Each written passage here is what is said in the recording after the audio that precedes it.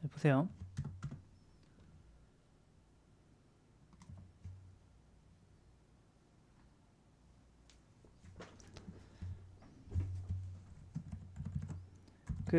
동영님 한번 잘 생각해 보세요. 만약에 인덱스가 없으면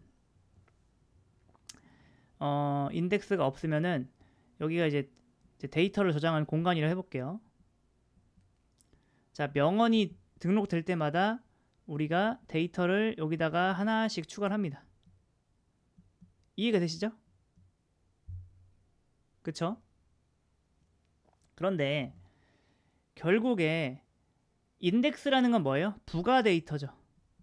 부가 데이터고 얘는 본질적으로 그냥 지도 같은 거예요. 지도.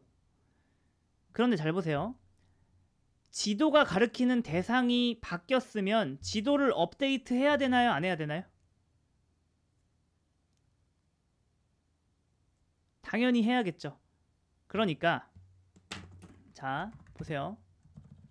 내가 아이디에 인덱스를 건다라는 것은 이게 근데 아이디로 하면 이건 빅클러스터니까 이거는 약간 좀 헷갈리니까 이렇게 하시죠. 그래, 보드 기준 할게요. 여러분이 헷갈릴 수 있으니까. 네. 자, 보드의 네임 같은 경우에는 보통 유니크하죠. 게시판인데 자유 게시판이 2개 있거나 그럼 이상하잖아요. 그쵸?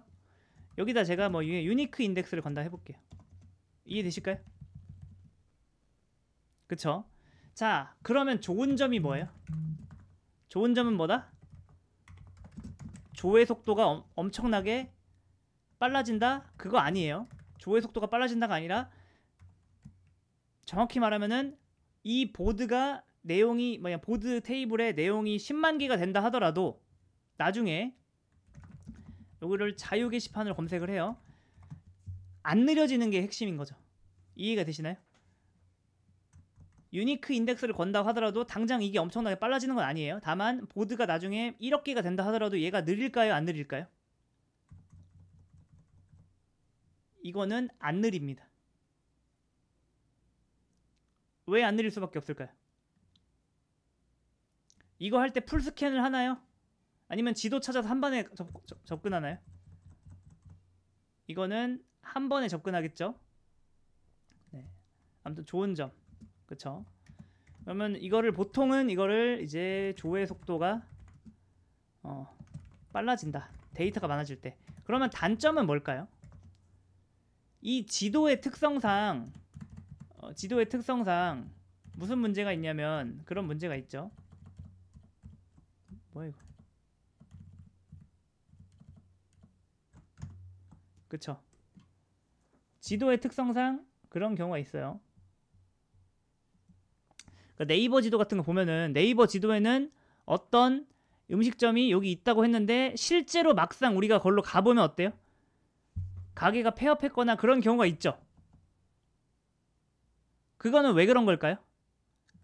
이게 실제 현실이 바뀌면은 빨리빨리 그걸 지도에 사실 반영해야 되는데 그거에 대해서 약간 비용이 들잖아요. 그쵸? 그쵸?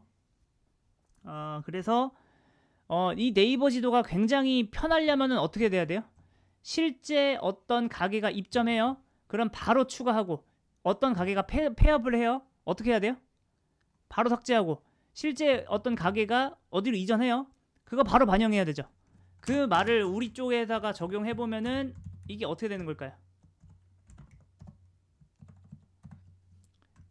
인덱스를 둔다는 건 뭐냐면은 인서트 할 때 실제 데이터만 넣으면 돼요? 지도도 갱신해야 돼요? 지도 갱신까지 해줘야 되는 거죠. 자, 업데이트 할 때 지도 갱신해야 되나요? 네, 지도 갱신해야 되고. 딜리트 할 때 뭐예요? 지도에서 걔 빼줘야 됩니다. 그쵸? 한마디로 말해서 셀렉트 속도를 위해서 데이터를 추가하고 수정하고 삭제하는 속도를 포기하는 겁니다. 맞죠? 이해가 되시네? 네. 자, 그러면 그 인덱스는 걸어야 할까요?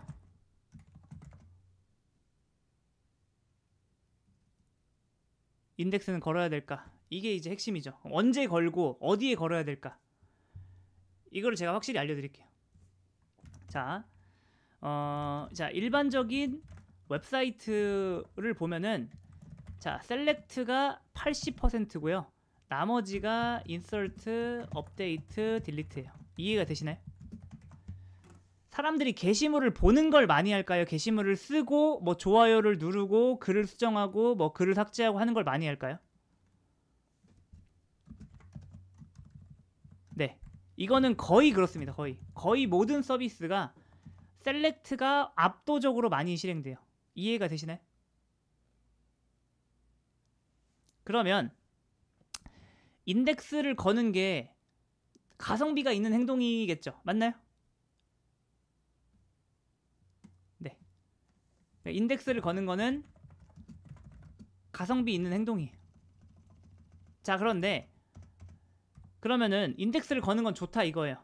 그러면 어디다가 걸어야 될까요? 그걸 모르겠죠. 그쵸? 그 판단이 잘 안 될 수 있어요. 그래서 맨 처음에는 걸지 말자. 걸면 안 됩니다. 이해되시나요? 왜냐면은 데이터가 적으면은 인덱스를 안 걸어도 이렇게 무식하게 풀스캔을 해도 느릴까요? 안 느릴까요? 처음에는 당연히 안 느리겠죠. 데이터가 1000개, 10,000개 그래봤자 풀스캔 하더라도 얼마 안 걸려요. 이해되시나요? 그쵸? 그러면 언제 걸어야 되냐? 자, 사이트가 느려질 때가 있어요. 사이트가 느려진다. 근데 사이트가 느려진다는 건 축하할 만한 일이에요. 접속자가 늘어났다는 거니까. 네. 이거는 보통 서비스가 오픈한 지 1, 2년 안에 이런 일이 일어날 수 있습니다. 그쵸? 그때 우리가 슬로우 쿼리라는 옵션이 있어요. 요걸 걸 수 있다. 이걸 걸면은 뭐냐면은 이런 걸 할 수 있어요. 예를 들어서 5초 이상 걸리는 쿼리 로깅해 이렇게 MySQL에 명령할 수 있거든요. 그 다음에 퇴근하고서 다음날 확인해 보면 돼요. 그러면은 쿼리들이 있습니다. 이해가 되실까요? 문제가 되는 쿼리들이 우리한테 딱 목록으로 올라와요. 그러면은 그 쿼리를 분석해서 어떻게 하면 되죠? 쿼리를 바꿔보거나 뭐 인덱스를 걸거나 하시면 되는 겁니다. 그러니까 핵심은 그거예요. 인덱스를 거는 건 나쁘지 않다. 인서트, 업데이트, 딜리트가 미세하게 느려지긴 하지만 어차피 셀렉트가 빨라지는 거고 사이트에서 대부분 일어나는 일은 뭐다? 조회니까 나쁘지 않다. 근데 처음에는 걸지 말자. 사이트가 느려지면 사실 그때 걸어도 전혀 늦지 않아요. 그러면 어디에 걸 수 있는지 어떻게 하냐? 어차피 슬로우 쿼리라는 기능이 있는데 그걸 이용하면은 느린 쿼리들이 우리한테 다 리스트업이 됩니다. 네, 그거 보시고서 그거 위주로 걸면 돼요. 그리고 사실 그것도 사실 예전에도 요거는 약간 정말 고급 기술이었거든요. 근데 챗GPT한테 우리 DB 구조 준 다음에 요런 쿼리가 느려 이거 어디다 인덱스 걸어야 될까 하면은 기가 막히게 알려줍니다.